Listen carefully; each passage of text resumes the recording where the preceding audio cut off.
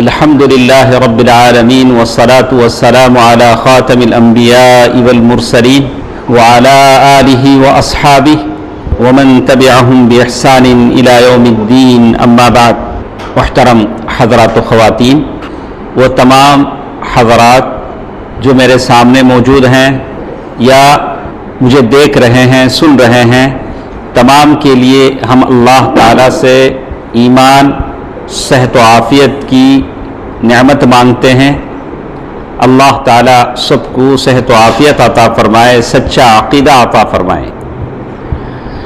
ایمان کے بعد سب سے بڑی دولت صحت و عافیت ہے،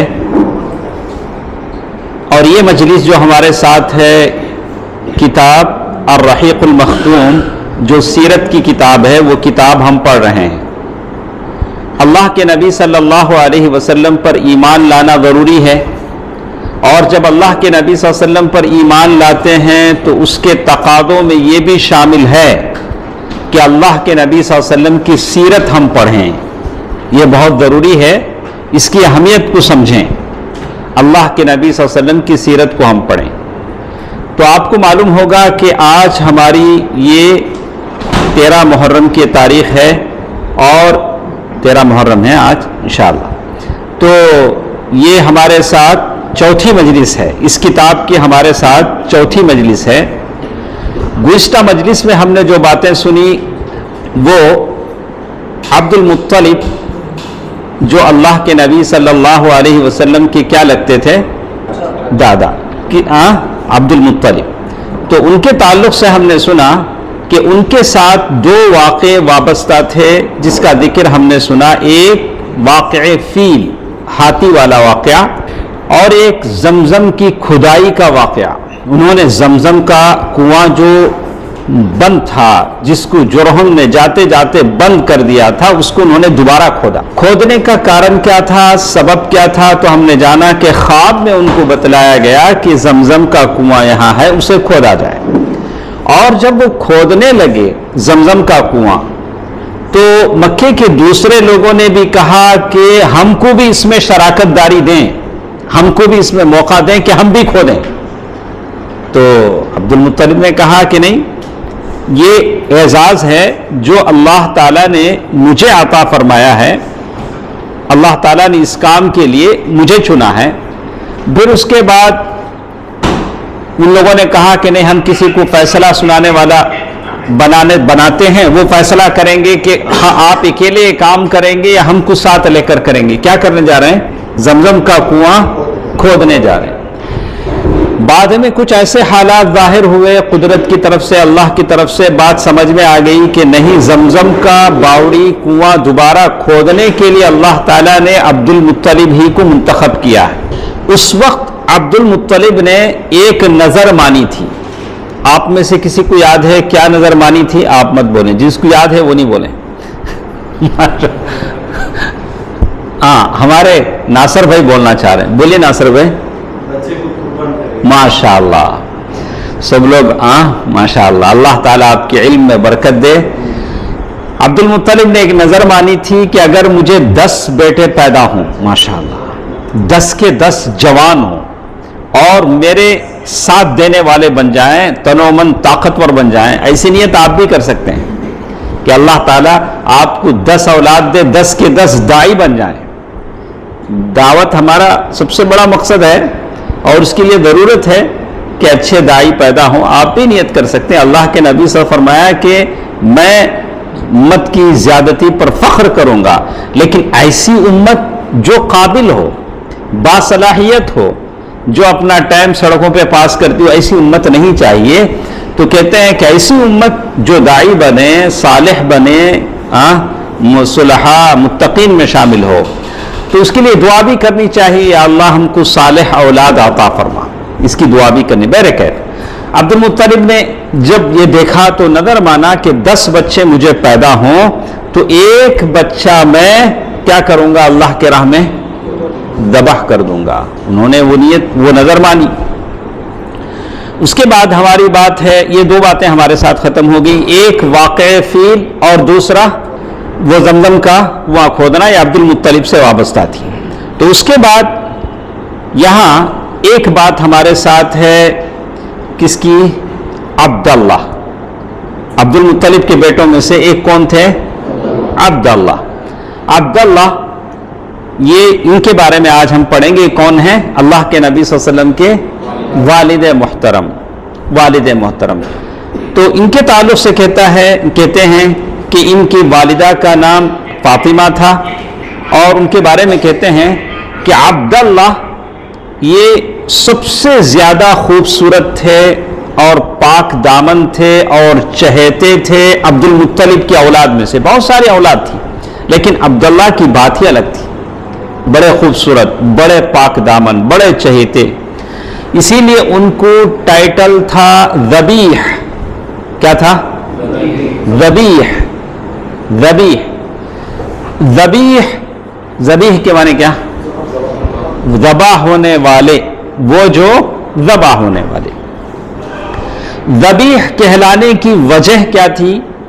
وہ نظر تھی جو انہوں نے مانی تھی، عبد المطلب نے جو نظر مانی تھی کہ اگر 10 بچے میرے پیدا ہوں، 10 کے 10 طاقتور تنومند ہوں، تو میں ایک بیٹے کو اللہ کے راہ میں قربان کروں گا۔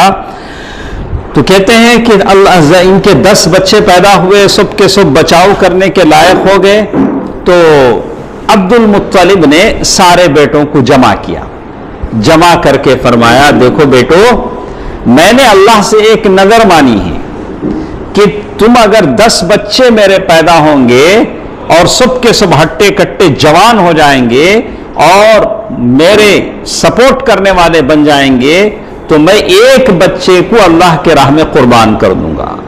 اب بتاؤ تم میں سے کون تیار ہو؟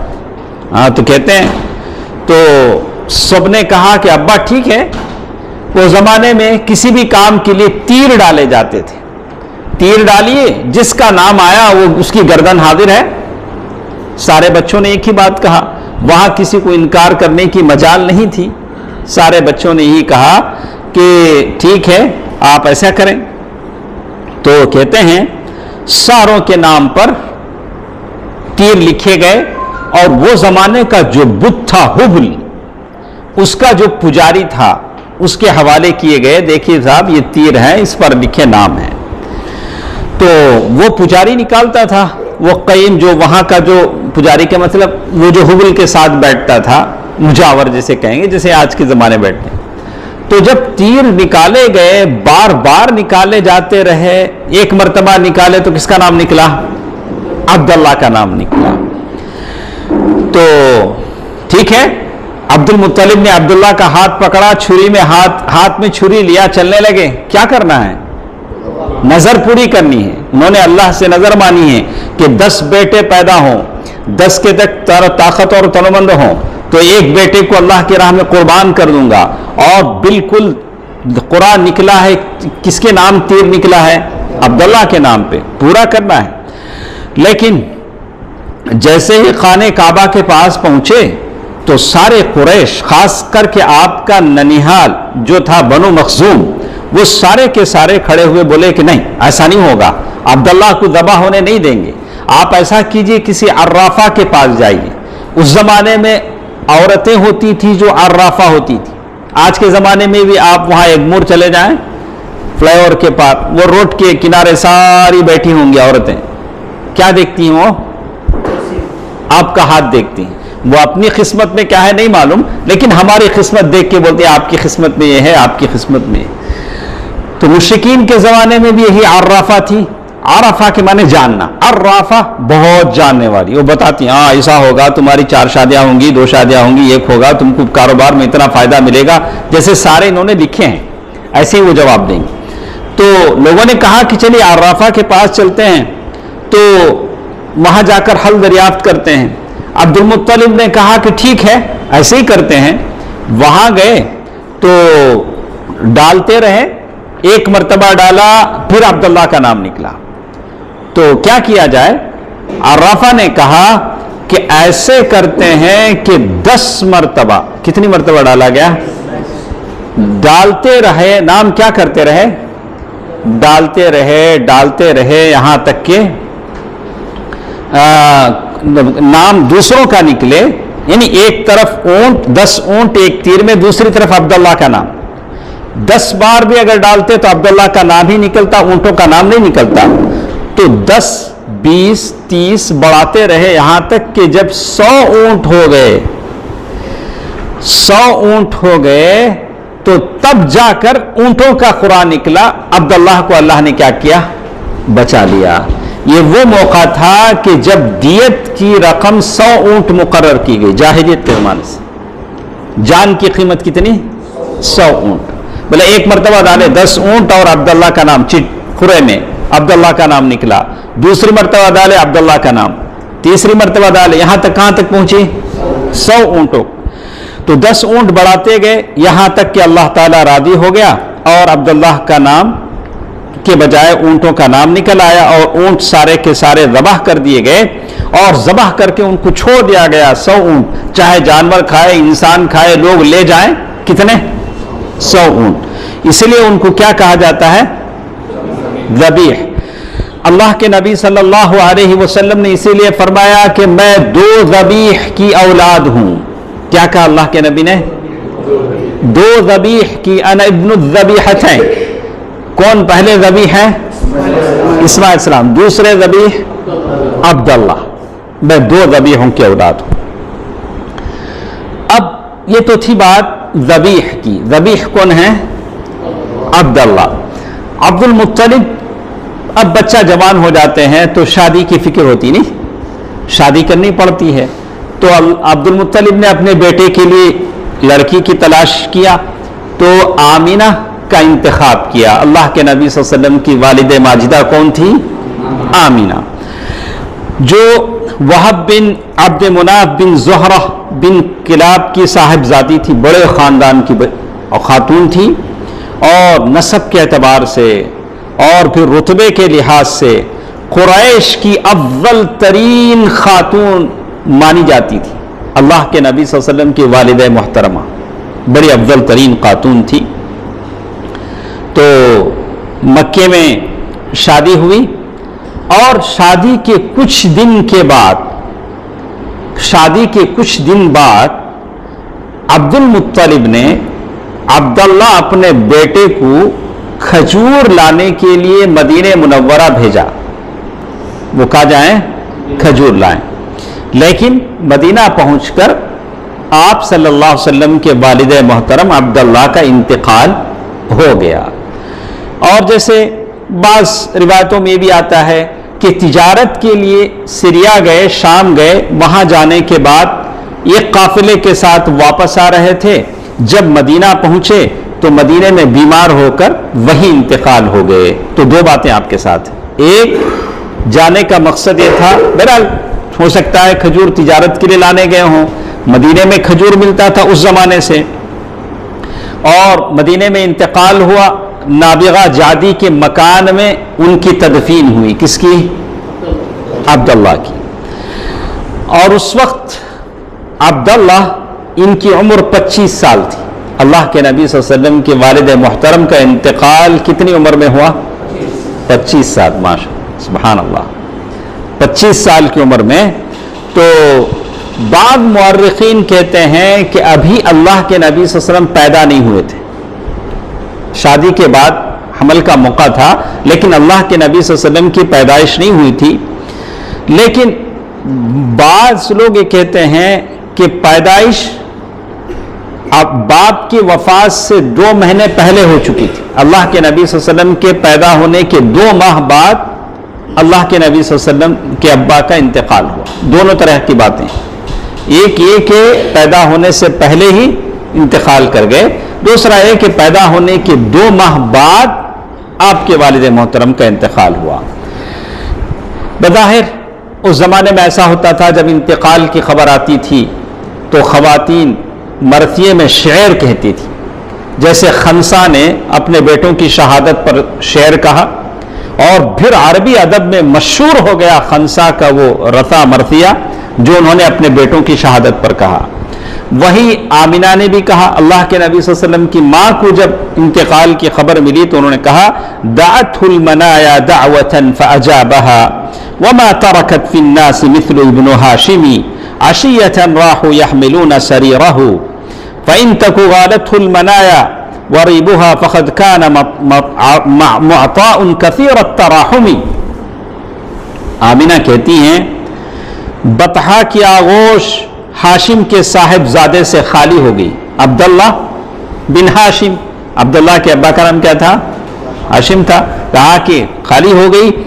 وہ بانگ و خردوش کے درمیان ایک لحم میں، یعنی کہتے ہیں کس کے؟ دادا کے حساب سے. اس زمانے میں کیا کہا جاتا تھا؟ انا ابن عبد المطلب. اللہ کے نبی صلی اللہ علیہ وسلم نے کیا کہا؟ انا ابن، میں عبد المطلب کا بیٹا ہوں. اللہ کے نبی صلی اللہ علیہ وسلم کس کے بیٹے تھے؟ عبداللہ کے. لیکن جب بات کہی جاتی ہے تو کس کی طرف اشارہ کیا جاتا ہے؟ دادا کی طرف. تو کہتے ہیں اسے موت نے ایک پکار لگائی، اس نے لبیک کہہ دیا. کس نے؟ عبداللہ نے. اور آخر میں آمینہ کہتی ہیں اگر موت اور موت کے حوادث نے ان کا وجود ختم کر دیا، لیکن جو اخلاق عبداللہ کے تھے وہ اخلاق مٹائے نہیں جاتے. اور عبداللہ بڑے دینے والے اور بڑے رحم دل تھے. یہ اشعار کس نے کہے؟ آمینہ نے. اب بات آتی ہے ترکے کی. ترکے کا مطلب انہیریٹنس. ایک آدمی مر جاتا ہے تو اس کی جائیداد تقسیم ہوتی ہے. تو عبداللہ کے پاس کیا کچھ تھا؟ تو کہتے ہیں 5 اونٹ تھے. کتنے؟ 5 اونٹ، ایک بکری کا ریوڑ، ایک بکری کا ریوڑ. اور ام ایمن کون تھی؟ جن کا نام برکت تھا. وہ لونڈی تھی، حبشی لونڈی تھی، جن کا نام کیا تھا؟ ایمن، جو ایک زمانے تک زندہ رہی. یہ اللہ کے نبی صلی اللہ علیہ وسلم کو گود لے کر بہلاتی تھی. کیا نام تھا ان کا؟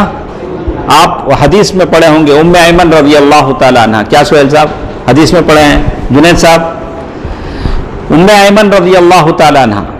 تو یہ پورا مجموع اعتبار سے ترکہ تھا. کیا تھا؟ 5 اونٹ، ایک بکری کا ریوڑ، اور یہ حبشی نوکر، وہ نوکرانی تھی ام ایمن رضی اللہ تعالیٰ عنہ جن کا نام برکت تھا. یہی کچھ تھا.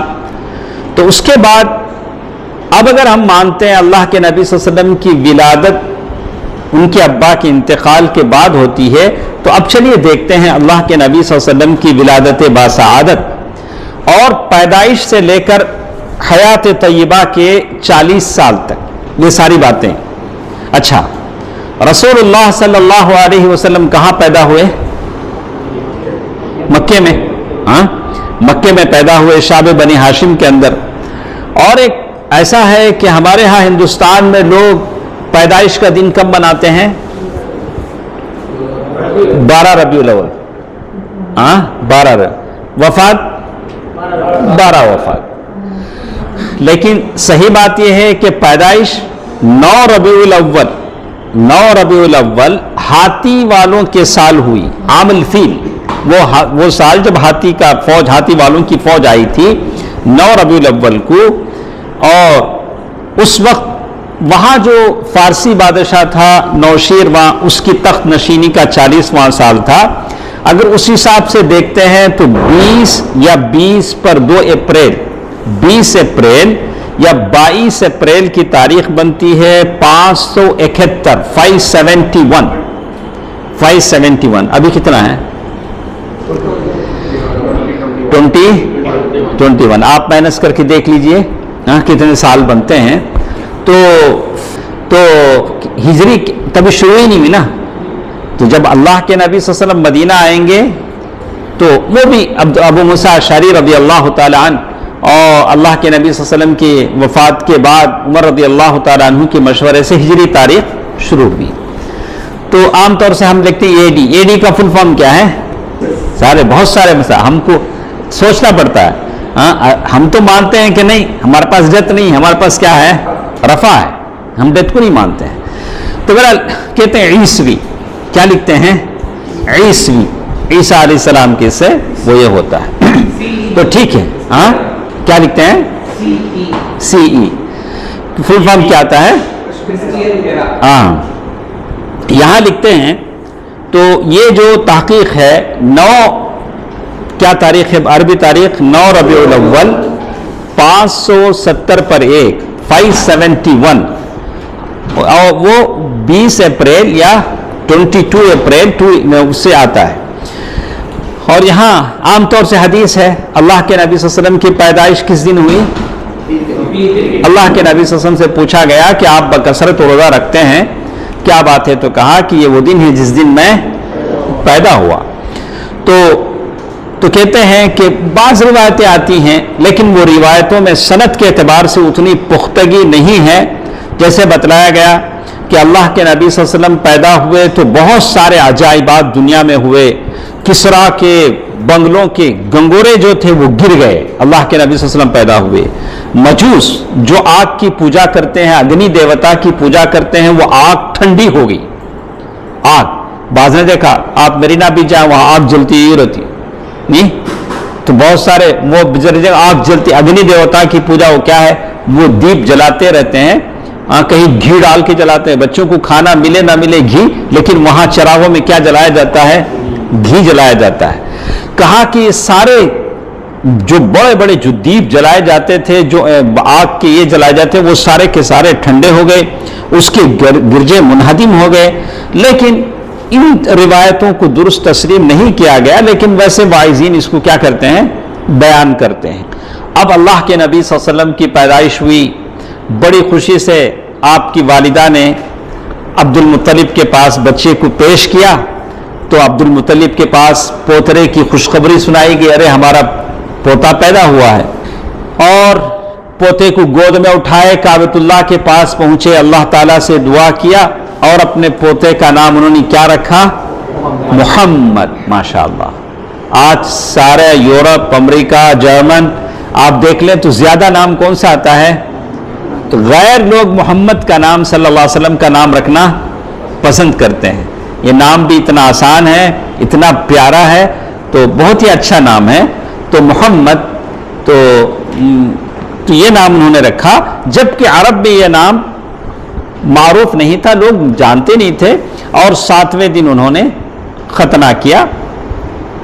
تو اب آپ کو سب سے پہلے بچہ جب پیدا ہوتا ہے تو دودھ کون پلاتی ہے؟ ماں. ماں کے بعد جو دودھ پلایا آپ کو ابو لہب کی لونڈی ثویبہ نے، ثویبہ ثا واو یا با گولتا، ثویبہ، اس نے دودھ پلایا. تو ثویبہ نے حمزہ رضی اللہ تعالیٰ عنہ کو بھی دودھ پلایا تھا. حمزہ رضی اللہ تعالیٰ عنہ سید الشہداء کو بھی اس نے کیا کیا تھا؟ دودھ پلایا تھا. ثویبہ یہ کس کی لونڈی تھی؟ جیسے لوگ بولتے نہیں کہ اس ایک جس دن وہ کہا کہ ابو لہب کو کیا اللہ کا عذاب کم ہو جاتا ہے اس لیے کہ اس کی لونڈی نے اللہ کے، اسی کوئی روایت یہاں تو نقل نہیں ہے بر یہاں ہے. تو کہتے ہیں یہ تو بات تھی اللہ کے نبی صلی اللہ علیہ وسلم کو دودھ پلانے کی کہ ابو لہب کی لونڈی نے، نوکرانی نے دودھ پلایا، جس کا نام کیا تھا؟ ثویبہ، جس نے حمزہ رضی اللہ تعالی عنہ کو بھی دودھ پلایا تھا. اس کے بعد عرب میں یہ رواج تھا کہ بچے جب گھر میں پیدا ہوتے تھے تو مکے میں رکھے نہیں جاتے تھے. مکے میں بہت ساری جگہوں سے لوگ آتے تھے، وباؤں بیماریوں کا خطرہ ہوتا تھا. باہر سے عورتیں آتی تھیں، قبیلوں سے، گاؤں سے، وہ بچوں کو لے جاتی، دودھ پلا کے بڑا ہونے کے بعد لا کے اپنے ماں کو واپس کرتی. تو قبیلہ بنو سعد، قبیلے کا نام کیا ہے؟ قبیلہ بنو سعد. تو اس کے بارے میں ہم کہتے ہیں کہ وہاں کی عورتیں کچھ آئیں، یہ دودھ پلانے کے لیے جو گاؤں کی عورتوں کو جو بچے دیے جاتے تھے اس کے پیچھے مقصد یہ تھا کہ بچے طاقتور ہوں، گاؤں کی ہوا لگے گی، گاؤں کی غذا لگے گی تو بچے طاقتور ہوں گے، مضبوط ہوں گے اور خالص عربی سیکھیں گے. مکے میں باہر کے لوگ بھی آتے تھے، زبان میں کچھ غلط ملت ہو جاتی تھی، گاؤں میں جب پلیں گے تو خالص عربی سیکھیں گے، یہ تھا. تو بچوں کو لینے کے لیے بنو سعد، قبیلہ بنو سعد سے حلیمہ سعدیہ، حلیمہ بنت ابی ذؤیب بچوں کو لینے کے لیے آئیں. ان کے شوہر کا نام حارث تھا، ان کی کنیت ابو کبشہ تھی. جہاں بہت ساری عورتیں آئیں وہ بھی آئیں اور ان کے ساتھ اللہ کے نبی صلی اللہ علیہ وسلم کے ساتھ جو عورت حلیمہ سعدیہ کے ساتھ اس وقت جو بچے دودھ پی رہے تھے، ان میں جو بچے تھے ان کے نام یہ تھے، ایک کا نام عبداللہ تھا، اور بھی بچے تھے جو ان کی گود میں دودھ پیتے تھے، عبداللہ، حذافہ یا جذامہ، جن کا لقب شیماء کہتے ہیں۔ شیماء یہ اللہ کے نبی صلی اللہ علیہ وسلم کی رضاعی بہن تھی، جنہوں نے اللہ کے نبی صلی اللہ علیہ وسلم کے ساتھ کیا کیا تھا؟ دودھ پیا تھا، ماشاءاللہ۔ شیماء بعد میں جب اللہ کے نبی صلی اللہ علیہ وسلم کو نبوت مل گئی، اللہ کے نبی صلی اللہ علیہ وسلم مدینے میں تھے، شیماء ملنے آئیں تو اللہ کے نبی صلی اللہ علیہ وسلم اپنے جگہ سے اٹھ کر کھڑے ہو گئے، اپنے رومال پر انہیں بٹھایا، بڑی عزت افزائی کی اور بولا کہ یہ میری بہن ہے۔ پھر ان سے کہا کہ اگر چاہو تو میرے ساتھ رہو، اگر چاہو تو اپنے قبیلے میں چلے جاؤ۔ بڑی عزت اللہ کے نبی صلی اللہ علیہ وسلم نے کی۔ بہرکیف بہن اور بھائی کا ایک تعلق ہوتا ہے، بہن کا زندگی میں ایک مقام ہوتا ہے۔ تو یہ تھی حلیمہ سعدیہ، جسے عام طور سے ہم کہتے ہیں۔ اس کے تعلق سے کہتے ہیں کہ جب حلیمہ بنت ابی ذؤیب جب مکہ پہنچی تو بچوں کو لینے لگی، تو جتنی عورتیں ان کے ساتھ تھیں ساری عورتوں کو بچے مل گئے، سارے لوگوں نے اپنے بچے لے لیے، لیکن ان کو کوئی بچہ نہیں ملا۔ اور اللہ کے نبی صلی اللہ علیہ وسلم ویسے بھی کیا تھے؟ در یتیم تھے۔ اب یہ بچے لینے والی سوچتی تھی کہ بچے کا باپ رہے گا تو کچھ ہم کو دے گا، تکریم کرے گا، داد و دہیش دے گا۔ اب یہ بچہ یتیم ہے، اس کا دادا کیا دے گا، ماں کیا دے گی؟ تو یہ وہ سوچتی تھی۔ ماشاء دیکھیے کیا اللہ کے نبی صلی اللہ علیہ وسلم کی زندگی ہے، واقعی یہ در یتیم ہے۔ کہتے ہیں کہ بچہ لینے والی عورتوں نے ایسے سوچا۔ حلیمہ سعدیہ کہتی ہیں کہ وہ زمانہ جب ہم بچہ لینے کے لیے مکہ گئے تو قحط سالی کا زمانہ تھا، اور میری بوڑھی وہ سفید گدھا جسے کہتے ہیں، گدھی، سفید بوڑھی گدھی تھی جس پر میں بیٹھ کر گئی، اور ہمارے پاس جو اونٹ تھی اور وہ بالکل اتنی کمزور تھی، وہ گدھی چل نہیں پاتی تھی، اور ساروں کے سواریاں آگے نکل جاتی تھی، میری گدھی پیچھے رہ جاتی تھی، اور لوگ کہتے تھے ارے تو مریل گدھی پر بیٹھی ہوئی ہے، اور کچھ تھا بھی نہیں وہ زمانے میں۔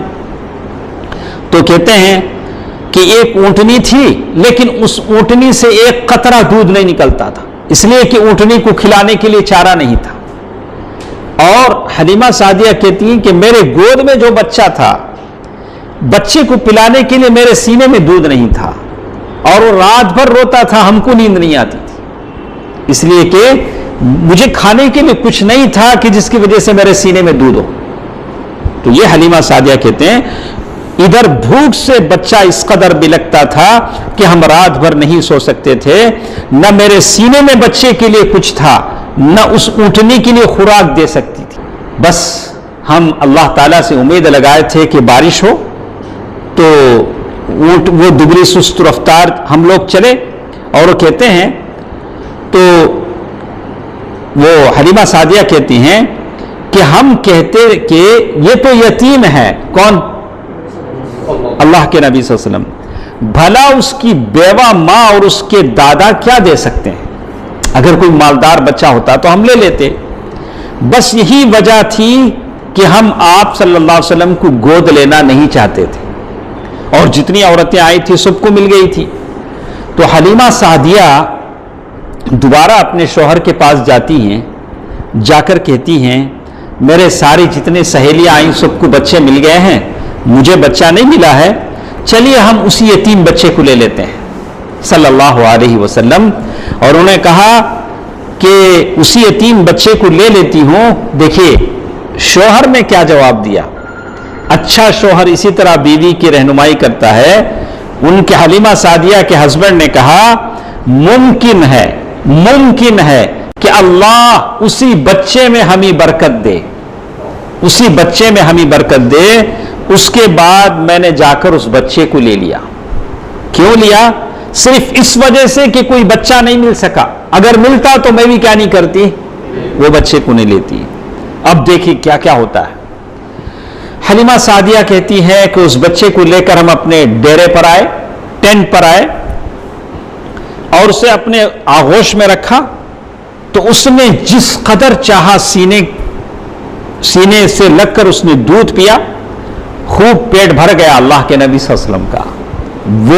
وہ سینہ جو دودھ سے خالی تھا، اللہ کے نبی صلی اللہ علیہ وسلم نے اس سینے سے اتنا دودھ پیا کہ پیٹ بھر گیا، اور وہ بچہ جس کو ایک قطرہ دودھ نہیں ملتا تھا، ساتھ ساتھ وہ پیٹ بھی بھر گیا۔ دونوں بچے بھی سو گئے، حالانکہ اس سے پہلے ہم اپنے بچے کے ساتھ نہیں سو سکتے تھے، اس لیے کہ بھوکا بچہ ساری رات روتا تھا، ہم سو نہیں پاتے تھے۔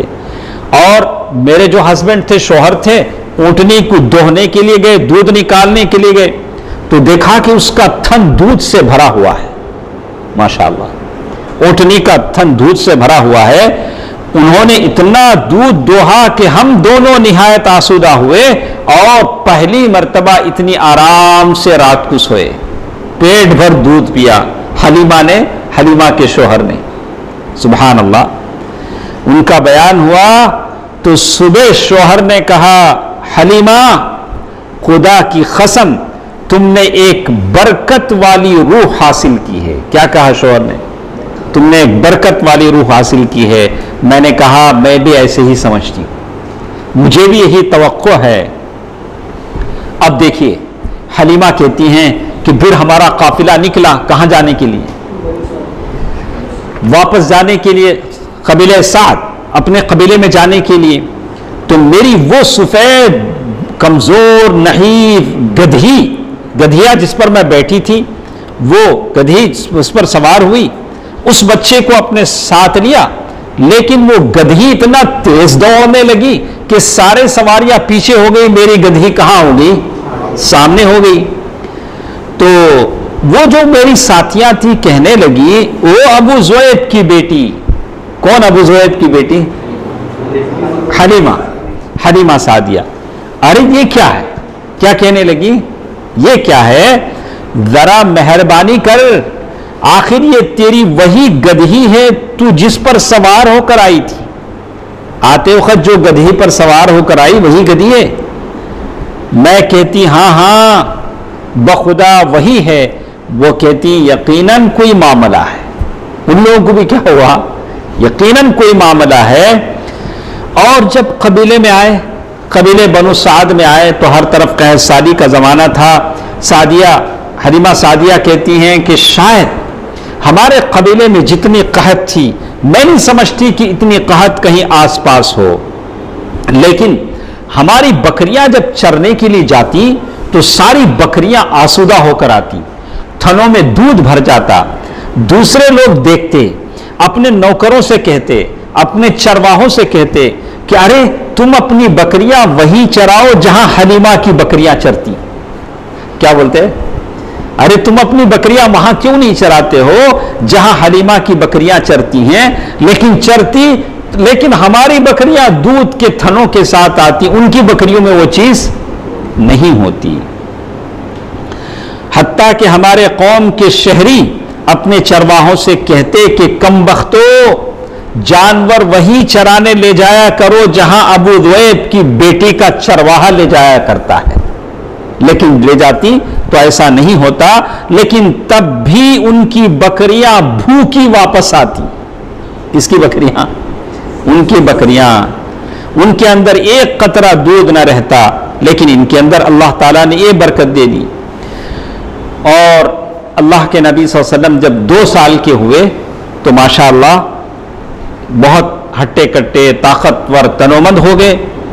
تو اس کے بعد 2 سال کے بعد حلیمہ سعدیہ بچے کو لے کر اللہ کے نبی صلی اللہ علیہ وسلم کی امی کے پاس پہنچی، لیکن ساتھ ساتھ حلیمہ سعدیہ کے دل میں ہے کہ اس بچے کو کیا کریں اور ہمارے پاس رکھ لیں۔ برکت کون چھوڑتا ہے؟ جو برکتیں نوازشیں اللہ کی طرف سے عطا ہوئی تھی اس سے حلیمہ سعدیہ محروم ہونا نہیں چاہتی تھی۔ انہوں نے کیا کہا دیکھیے ثنا بھائی، کہتی ہیں کہ کیوں نہ آپ اپنے بچے کو میرے پاس رہنے دیں 2 سال کے بعد۔ کیا کہا حلیمہ سعدیہ؟ ذرا مضبوط ہو جائے بچہ، کیا ہو جائے؟ ذرا مضبوط ہو جائے۔ صلی اللہ علیہ وسلم کیونکہ مجھے ان کے تعلق سے مکے کے وبا کا خطرہ ہے. مکے میں وبا، ڈیسائز، بہت ساری بیماریاں آتی ہیں، اس لیے اس بچے کو کیا کریں آپ ہمارے پاس رہنے دیں. تو غرض مسلسل اصرار پر آمینہ نے کہا اچھا جاؤ تمہارے پاس رہنے دو. تو 2 سال کی عمر میں پھر لے کے آئیں. لیکن ساتھ ساتھ کیا ہوا، شق صدر، ایک واقعہ پیش آیا. شق کے معنی ہے بریک، پھاڑنا، صدر کے معنی سینہ. مدینے میں ایک ہاسپٹل ہے مستشفی الصدر. مستشفی الصدر کا تو ہارٹ ہاسپٹل نہیں ہے، نہیں معلوم، ناصر کو اچھا معلوم. تو شق صدر، اللہ کے نبی صلی اللہ علیہ وسلم کا سینہ چاک کیا گیا، پھاڑا گیا. تو کہتے ہیں ایک واقعہ، اللہ کے نبی صلی اللہ علیہ وسلم کی ولادت کے 4 یا 5ویں سال، اللہ کے نبی صلی اللہ علیہ وسلم کی عمر جب 4 سال کی ہوئی یا بعد میں 5 سال کی ہوئی، تو یہ حدیث ہے جو انس رضی اللہ تعالیٰ عنہ کی روایت ہے، صحیح مسلم میں ہے کہ اللہ کے نبی صلی اللہ علیہ وسلم بچوں کے ساتھ کھیل رہے تھے. دوسرے جو بچے ہیں، شیمہ ہے، عبداللہ ہے، ان کے ساتھ کھیل رہے ہیں. اچانک فرشتے جبریل امین آئے، اللہ کے نبی صلی اللہ علیہ وسلم کو پکڑا، لٹایا، اور پھر لٹا کر فوراً سینہ کیا کیا. بڑا عجیب تھا. 7 چھوٹے بچے تھے، وہ دیکھ رہے تھے. اس میں سے کچھ چیز نکالا، بولا کہ یہ شیطان کا حصہ ہے. پھر دل کو ایک تشت میں زمزم کے پانی سے دھویا، ایک برتن میں دل کو ڈال کر کیا کیا، زمزم کے پانی سے دھویا. پھر اسے جوڑ کر اس کی جگہ لگا دیا. بالکل کیا ہو گیا، بالکل برابر ہو گیا. اب جو بچے دیکھے تھے عبداللہ، شیمہ، یہ دوڑے دوڑے گئے دایا کے پاس، حلیمہ سعدیہ کے پاس، جا کر کہا کہ محمد قتل کر دیے گئے. بچے کیا بولیں گے، ایسے ہی بولیں گے، محمد قتل کر دیے گئے. اور سارے لوگ دیکھا، سارے لوگ جھٹ وہاں آئے تو دیکھا کہ اللہ کے نبی صلی اللہ علیہ وسلم کا چہرہ مبارک اترا ہوا ہے. بہرحال اس کا اثر تو ہونا ہی تھا، اتنا بڑا جب کام ہوا ہے تو چہرے پر نقاہت تھی، کمزور تھی. اس واقعے کو دیکھ کر حلیمہ سعدیہ کے دل میں کیا ہو گیا، ڈر پیدا ہو گیا. ارے بچہ پتہ نہیں کیا ہو جائے گا بچے کے ساتھ. جو حلیمہ برکت کے حصول کے لیے تڑپتی تھی، اتنی ساری خیرات نعمتیں ان کو ملتی تھیں، لیکن اس واقعے کے بعد ان کے دل میں کیا ہو گیا، ذرا یہ ہو گیا. وہ دوبارہ حلیمہ ماں کے پاس اپنے بچے کو لے گئی اور ماں کے حوالے کر دیا. مطلب ایسا ہے کہ اگر 4 سال یہ واقعہ ہوا ہے تو ماں کے حوالے کر دیا.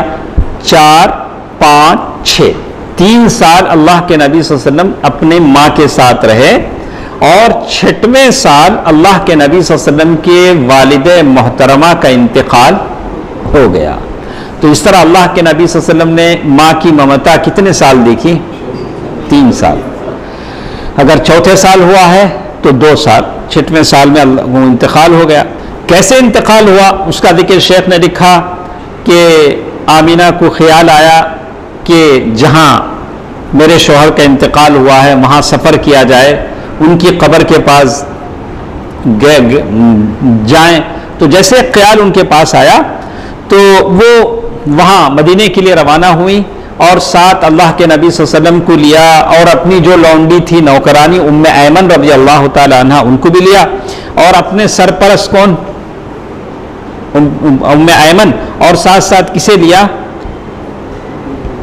ان کے سرپرست کون تھے، عبد المطلب، ان کو بھی لیا. اور مکے سے پہنچی ہیں کہاں، مدینہ. کتنے کلومیٹر، 500 کلومیٹر. اب اگر ہائی وے کا آپ حساب ڈالیں 416 کلومیٹر. کبھی میں اپنے سننے والوں سے کہتا ہوں کہ اللہ کے نبی صلی اللہ علیہ وسلم کی اس سفر کو آپ سوچیں کہ 416 کلومیٹر اللہ کے نبی صلی اللہ علیہ وسلم نے ایک دم دھوپ کے زمانے میں طے کیا ہے سفر. آدھا چل کر آدھا اونٹنی پر. کتنا، 416 کلومیٹر. نئے حساب سے، پرانے حساب سے کتنی اس میں پگڈنڈیاں ہوں گی، گھاٹیاں ہوں گی. اللہ کے نبی صلی اللہ علیہ وسلم نے ایک دشمن کا ڈر کہ مکے والے پیچھا کریں گے، دوسرا اپنا مکہ چھوڑ کے جا رہے ہیں، یہ غم. کتنے غم کے بوجھ لے کر اللہ کے نبی صلی اللہ علیہ وسلم نے وہ سفر کیا ہے. صرف اسلام کو زندہ رکھنے کے خاطر. وہ اسلام ہم تک پہنچا ہے تو ہم اللہ کے نبی صلی اللہ علیہ وسلم کے لائے ہوئے دین کی کتنی حفاظت کرتے ہیں. ہمارے پاس حفاظت کیسے ہونی چاہیے. تو یہاں وہ نکلی مدینہ، تو مدینہ تشریف لے گئی اور مدینے میں 1 مہینے تک قیام کیا، اور جب واپس ہوئی تو ابھی مدینے سے تھوڑا فاصلہ طے کیا تھا کہ بیمار ہوئی، اور بیماری کی شدت اتنی بڑھی کہ مقام ابوا پر پہنچ کر ان کا انتقال ہو گیا. یہ مقام اب بھی ہے، یہ نام سے مقام کیا ہے، ابھی بھی ہے، ابوا. تو اس مقام پر پہنچ کر آمنہ کا انتقال ہوا. اس طرح اللہ کے نبی صلی اللہ علیہ وسلم والدین سے دونوں سے کیا ہو گئے، محروم ہو گئے. اب ظاہر ہے بچہ جب ماں باپ سے محروم ہو جاتا ہے تو دادا کی شفقت میں جاتا ہے. عبد المطلب، اور عبد المطلب اپنے بیٹوں سے اتنی محبت نہیں کرتے تھے جتنا اپنے پوتے سے کرتے تھے. خانہ کعبہ میں عبد المطلب کے لیے ایک فرش بچھایا جاتا تھا، اس فرش پر صرف عبد المطلب بیٹھتے تھے. وہ خود ان کے بچے بیٹھنے سے ڈرتے تھے، لیکن اللہ کے نبی صلی اللہ علیہ وسلم جا کر کیا کرتے تھے، وہاں بیٹھ جاتے تھے. اور جب عبد المطلب کے بیٹے اتارنے کی کوشش کرتے تو عبد المطلب کہتے نہیں بچے کو بیٹھنے دو. اس کی ایک عجیب شان ہے. اللہ کے نبی صلی اللہ علیہ وسلم کہتے ہیں بخود اللہ کے نبی صلی اللہ علیہ وسلم کے تعلق سے کہتے ہیں اس کی شان نرالی ہے، اس کو بیٹھنے دو، اور اس کو اپنے ساتھ فرش پر بٹھا لیتے. تو اب آپ کی عمر 6 سال میں والدہ کا انتقال ہوا.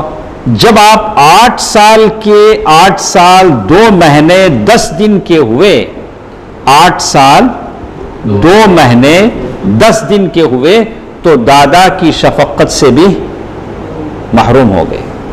عبد المطلب کا بھی انتقال ہو گیا، اور ان کے انتقال کے سے پہلے عبد المطلب نے وصیت کر دی کہ اب آپ اس کی کفالت کریں. کس کو انہوں نے اپنے کہا کہ چچا ابو طالب جو سگے بھائی تھے ابو طالب، ان کو وصیت کر گئے کہ اس بچے کی ذمہ داری اب تمہاری ہے. تو اس طرح اللہ کے نبی صلی اللہ علیہ وسلم ابو طالب کی کفالت میں آ گئے. تو ابو طالب بڑے اعزاز کے ساتھ ایک زمانے تک اللہ کے نبی صلی اللہ علیہ وسلم کی کفالت کرتے رہے، حمایت کرتے رہے. آپ پڑھ چکے ہیں سیرہ میں، سیرہ میں پڑھ چکے ہیں، اور لگ بھگ 40 سال سے زیادہ عرصے تک اللہ کے نبی صلی اللہ علیہ وسلم کی حمایت انہوں نے کی، کفالت کی. اور اللہ کے نبی صلی اللہ علیہ وسلم ہی کی بنیاد پر ان کی دوستی اور دشمنی تھی، یعنی بالکل ان کو سپورٹ کرتے تھے. اور اسی طرح کہتے ہیں کہ ایک واقعہ انہوں نے ذکر کیا ہے کہ ایک مرتبہ مکے میں قحط سالی آ گئی، بارش نہیں ہو رہی تھی. لوگوں نے کہا کہ آپ اللہ سے دعا کریں کہ بارش ہو جائے. تو اللہ کے نبی صلی اللہ علیہ وسلم کا ہاتھ پکڑ کر ابو طالب کعبے کے پاس لے گئے. انہوں نے اللہ تعالیٰ سے دعا کی، اور آسمان پر ایک بادل نہیں تھا، لیکن اتنی بارش ہوئی کہ ساری وادی پانی سے بھر گئی. تو اسی سے انہوں نے کہا وہ خوبصورت ہیں. یہ شعر انہوں نے کہا وَبْيَضَّ يُسْتَسْقَى الْغَمَامُ بِوَجْهِ، کہا کہ اللہ کے نبی صلی اللہ علیہ وسلم کے بارے میں کہا کہ وہ خوبصورت ہیں، ان کے چہرے سے بارش کا فیضان مانگا جاتا ہے، یتیموں کے ماوا اور بیواؤں کے محافظ ہیں. یہ کس کے بارے میں کہا؟ اللہ کے نبی صلی اللہ علیہ وسلم کے بارے میں. اس کے بعد ہمارے پاس 2-3 منٹ اور ہیں.